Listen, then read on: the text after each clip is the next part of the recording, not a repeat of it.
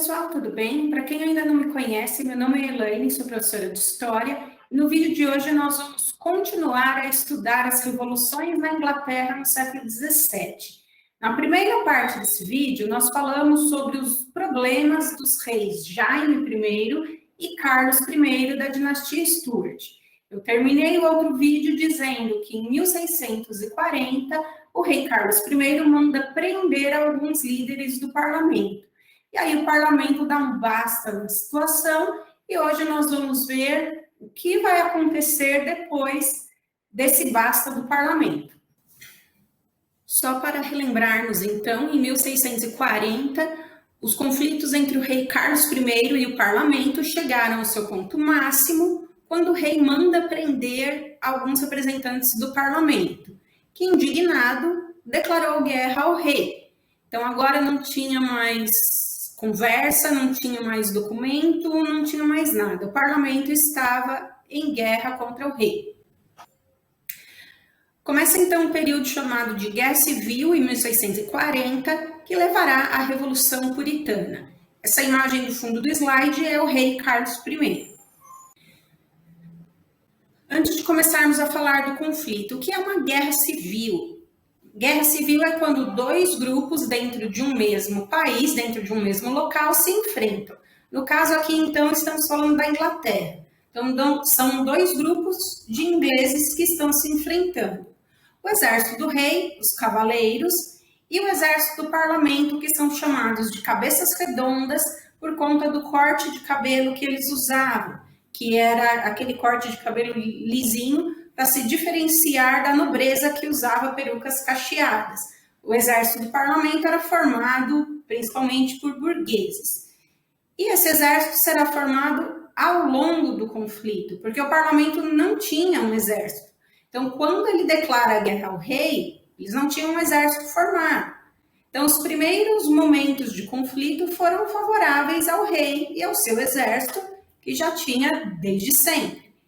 As coisas vão mudar quando Oliver Cromwell, que é um dos membros do parlamento, assumiu o exército. Então, assumiu para treinar, para recrutar pessoas, para ensinar sobre guerra, enfim, né, como funciona uma guerra. E aí a situação começou a se inverter. Só para vocês conhecerem aqui, à minha esquerda, né, o rei Carlos I, o líder do exército dos cavaleiros, e à direita o Oliver Cromwell, que era um dos membros do parlamento e uma pessoa que tinha uma capacidade de liderança muito grande. Então ele, né, pede ao parlamento para que assuma o comando do exército, e como, né, a situação já estava perdida, né, digamos assim, o parlamento deixou que ele assumisse e ele literalmente treinava, né, os soldados do seu exército. A situação se inverteu porque, assim, o Oliver Cromwell contava com o dinheiro da burguesia. Então, assim, o que você precisa? Dinheiro para montar o exército. Então, uma mobilização popular, as pessoas que estavam contra o Carlos I, e uma organização do exército que priorizava a unidade. Então, assim, precisamos de um exército unido em torno de um ideal, uma motivação, que era a causa política. E qual era a causa política? Tirar o Carlos I do poder. E o Cromwell estabeleceu também o que se chamou de mérito como estímulo à ascensão. Então, se você mostrasse que você era um bom soldado, você se destacasse, né, nas batalhas, você teria a possibilidade de ascender a postos maiores do exército, ou seja, você podia fazer uma carreira no exército dos cabeças redondas.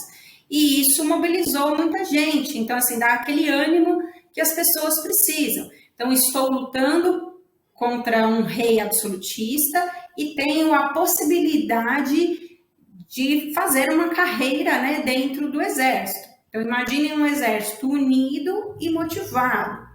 Os cabeças redondas vencem e o rei é preso. Isso aconteceu em 1645. Só que o Carlos I consegue fugir da prisão e a guerra recomeça.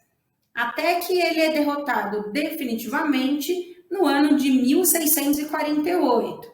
E aí será preso de novo, agora com todo cuidado, né, de não vamos deixar o rei fugir.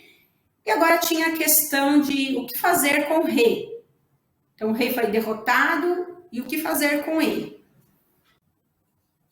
Para não tomar nenhuma atitude que pudesse ser considerada absolutista, o parlamento leva o rei a julgamento. Mas é um julgamento só para falar que tem. Na verdade, o veredito já estava dado.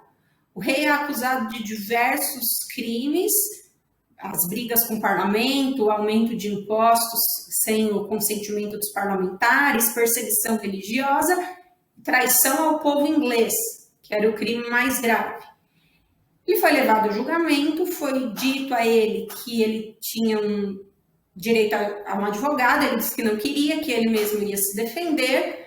O julgamento começou em janeiro de 1649 e teve lá toda a questão, o julgamento foi realizado no parlamento, aí ele é acusado, tem o direito lá a se defender, enfim, né? O julgamento transcorre e o Carlos I é considerado culpado de todas as acusações. E como uma dessas acusações era a traição ao povo inglês, que é um crime gravíssimo, ele foi condenado à morte.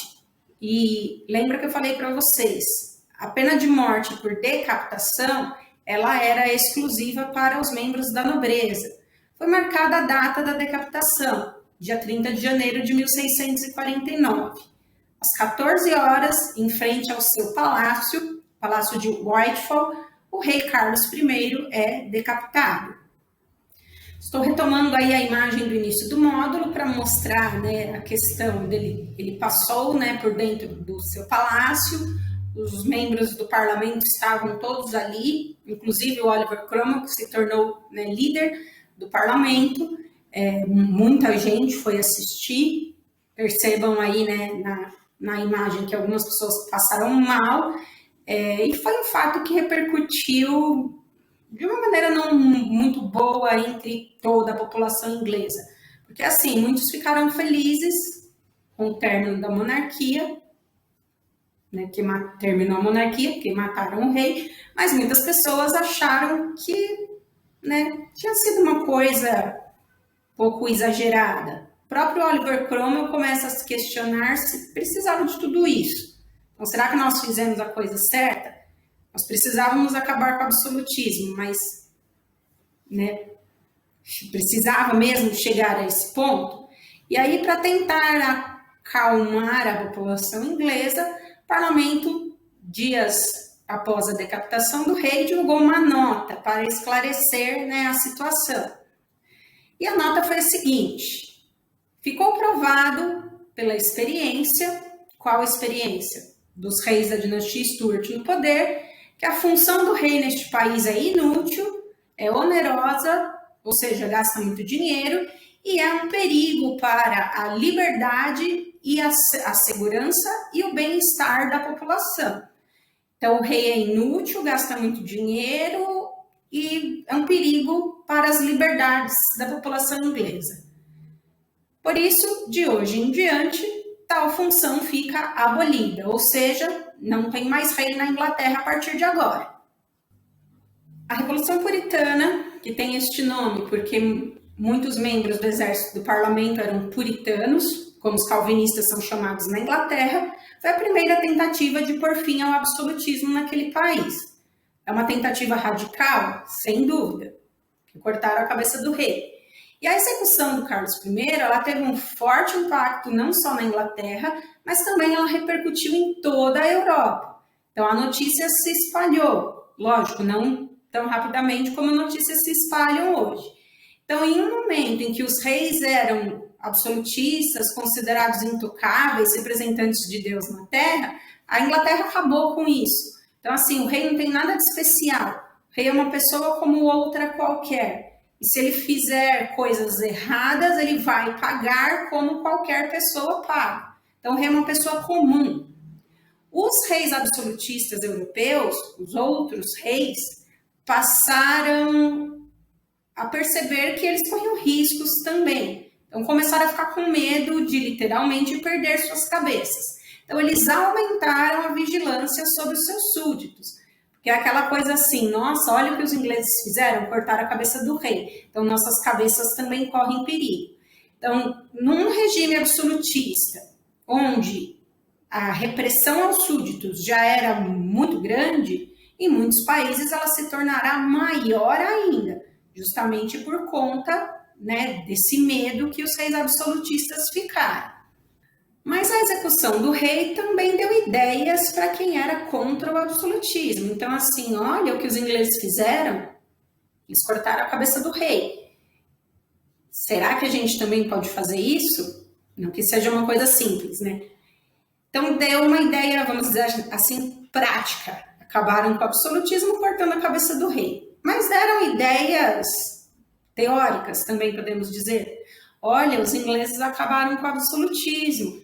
Então, né, a gente também poderia fazer a mesma coisa e implantar um novo regime de governo. E é sobre esse novo regime de governo, implantado pelos ingleses depois da morte do rei, que nós vamos falar no próximo vídeo. Espero que você tenha gostado do vídeo, que ele tenha te ajudado. Se você tiver alguma dúvida, deixe aqui um comentário. Não se esqueça de curtir o vídeo e compartilhar, que isso me ajuda muito. Não se esqueça também de se inscrever no canal e ativar o sininho para não perder nenhuma novidade.